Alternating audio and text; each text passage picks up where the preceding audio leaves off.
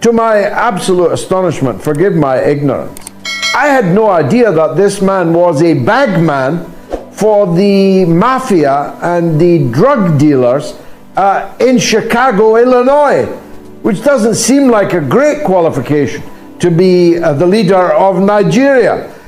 Yes, my people, welcome back to the LAJUPOG TV show. You know, a lot of things is going on in Nigerian politics right now that even what we are saying, that we are thinking that is gonna end soon, is getting elongated.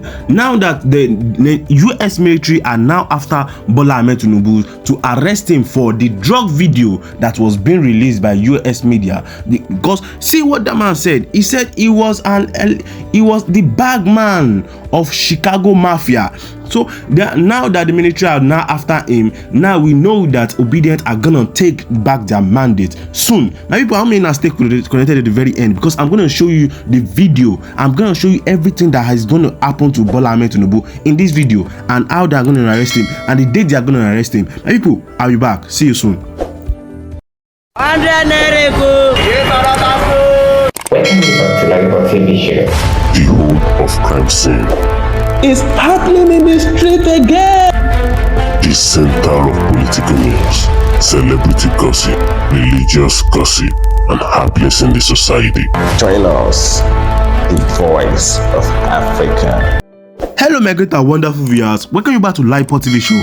If you are new to this show, don't forget to click the subscribe button, the like button, the bell beside it, and also drop a comment in the comment section about what is going on in Nigeria and about what is going on in Africa and the politics of Nigeria, so that YouTube will notify anytime we drop any other video into this channel. Just maybe before I play any video today, I just want to say something that anybody that is still rooting and still following Bola Tinubu and still supporting him, I need that person to be taken to psychiatric hospital, because that person is totally insane. Because what I'm about to show you guys in this video is going to show the evidence of Bola Tinubu that is a wrong person, is an illegitimate president of Nigeria. Is not supposed to be given that position and is not supposed to be in that position, because what I'm about to show you in this video has taken the whole evidence, because they are coming for him and he's gonna be arrested, and we are very sure that OBIdient are very sure that we are going to take back our mandate. It's very sure. I mean, now stay connected at the very end of this video. Make you share this video and like this video and drop your comments in the comment section about this video. My people, I'll be back. See you soon. They will have no credibility, even if they win the elections in November or whenever they are held. No one will give these elections any credibility. An election without Imran Khan is Hamlet without the prince. But these people care not for the collapsing credibility of their so-called democratic credentials. And this is, of course, true throughout the Western world and in the countries that still follow the Western model. They get all high and mighty, you see, about the question of democracy, which is where I came in on the Nigeria ECOWAS issue. Now, I'm not an expert on Nigeria. I was vaguely aware that Tinubu had been elected as the president of Nigeria and that there was a dispute about it that was going to the courts. I shrugged that off, thinking, well, that is par for that particular course. But when I heard him preaching about the sacredness of democracy and free and fair elections in relation to his neighbor Niger, when I heard him as a saint, like Saint Francis of Assisi, talking about the absolute unacceptability of people coming to power in an African country, other than, by implication, like him, through a pristine election system, I began to look more closely at him. That's when I discovered he was the bagman. Yes, he literally carried a bag of hundreds of thousands of dollars of drug money in Chicago. He should have gone to prison, but instead he just gave the feds the money. Now, okay, that's a common or garden story in Chicago, which in the time of Al Capone and in the time of Joe Biden is a criminal hellhole presided over by Joe Biden's party for the best part of 100 years. It kind of happens. But when I began to think, how does a man who's a bagman for organized crime in Chicago end up in the president's house in Abuja? How does that happen? Well, I then discovered that it didn't happen at all. That not only was he a bagman for the mafia, he also stole the election in Nigeria. Now, even then, it was not my intention to get locked into a confrontation with him. I have many fish to fry. I have many conflicts, countries, issues to cover. And then I discovered that not one but two of the main newspapers in Nigeria carried an op-ed in the name of a Mr. Ono, and by golly will he be saying Ono by the time I'm finished with him, which was the most fantastically defamatory, baseless, twisted piece of journalism about me I have ever read, and believe me, I've read plenty.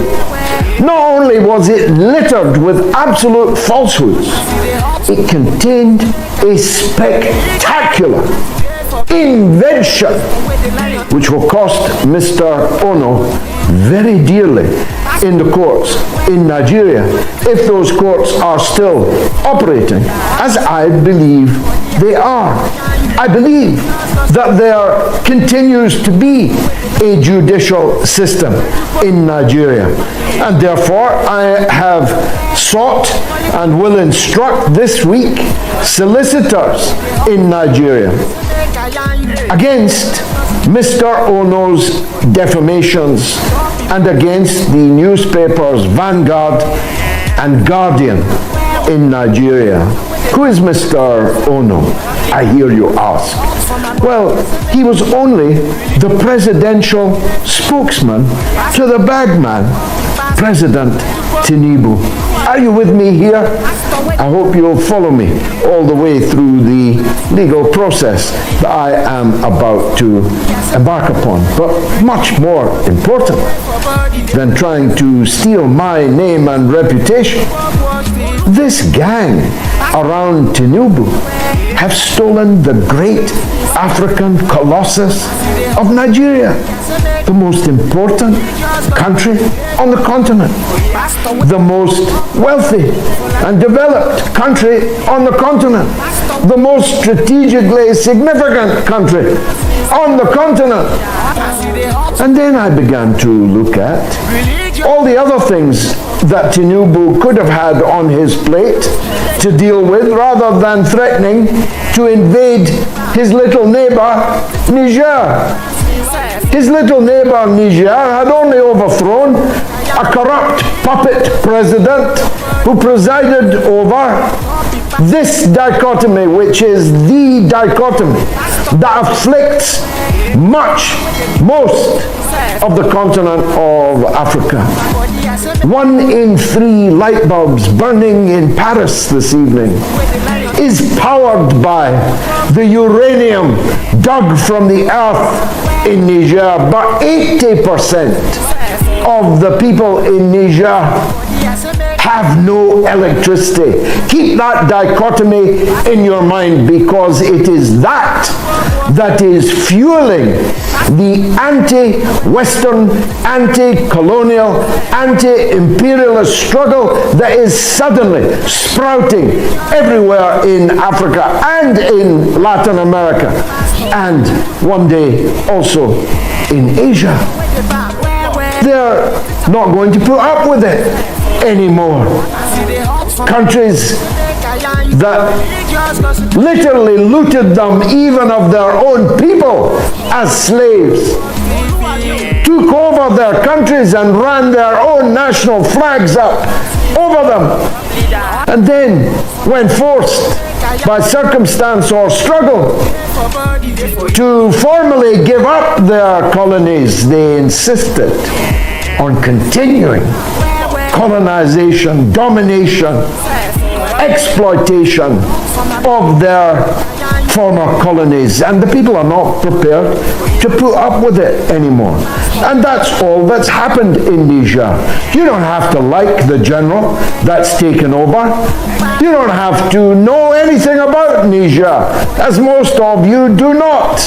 All you need to know is that the wretched of the earth, as Frantz Fanon called them, are rising up and are taking back that which is theirs and which has been taken from them, withheld from them for so many decades by Europeans and now by extension by North Americans. They're not going to put up with it anymore, and it will be 2 steps forward, 1 step back.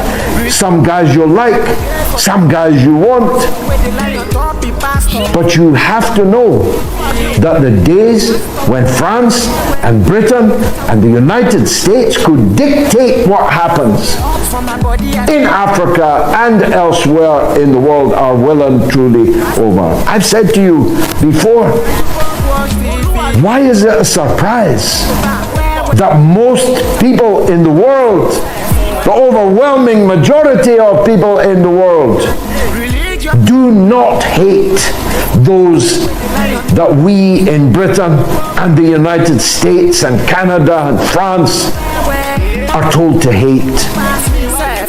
When will people grasp that it's our leaders, our rulers that people hate? As Nelson Mandela said when he was released after 27 years in the dungeons of apartheid, and apartheid supported until the last possible minute by France, Britain, and the United States.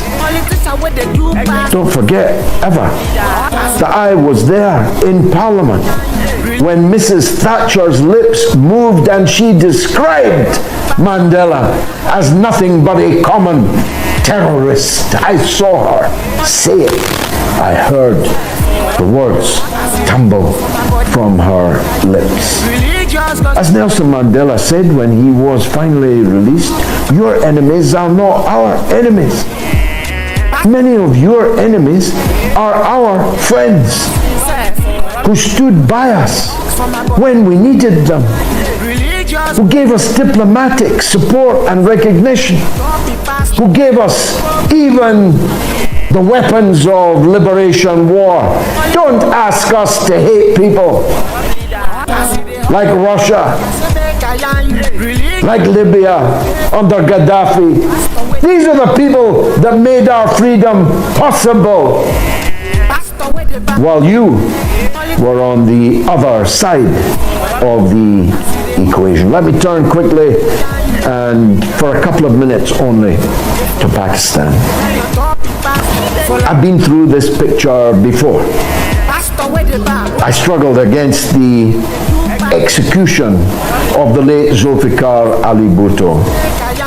I struggled to have released from prison and then received at Heathrow Airport Mr. Bhutto's daughter, the late Benazir, stick thin, still bleeding from her ears from the brute treatment she suffered in prison after the assassination, judicial assassination of her father.